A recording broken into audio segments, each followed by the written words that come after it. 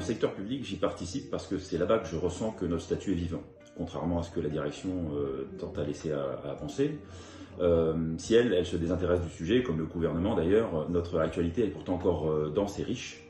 Le bilan social de 2020 chiffre notre effectif à 3 875 agents, ce qui, sur 57 611 employés, représente encore 6,73% de l'effectif. À y regarder avec davantage de recul, nous faisons partie de 5 695 700 agents de la fonction publique, tous confondus. Et donc, ça trahit un fort dynamisme de la fonction publique qui est l'une de nos forces. Bien, ils sont vivants parce qu'ils sont parcourus d'actualités nombreuses. Le dernier en date, le télétravail.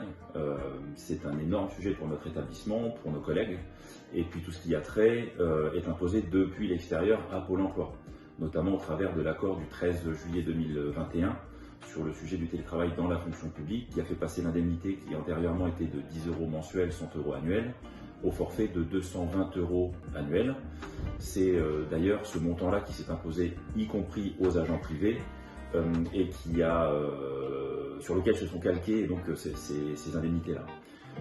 Ce montant il a été révisé là, en 2023 à 253,44 €. Demain, il s'agit d'essayer de contrer un petit peu la tendance de la direction qui est, soit par volonté de nuire, ou soit par manque de considération, d'aller vers une gestion unifiée des agents publics et privés sur un même mode. Si on exerce les mêmes métiers, nous avons quand même des différences qui sont réelles, qu'on sait d'ailleurs nous rappeler quand c'est à notre désavantage. Notre ambition demain, donc, c'est de continuer d'occuper tous les espaces au sein desquels nous pouvons défendre nos droits et en revendiquer de nouveaux. Le CSE central, le CESEC, donc le CSE, et puis les CCPN et CCPLU.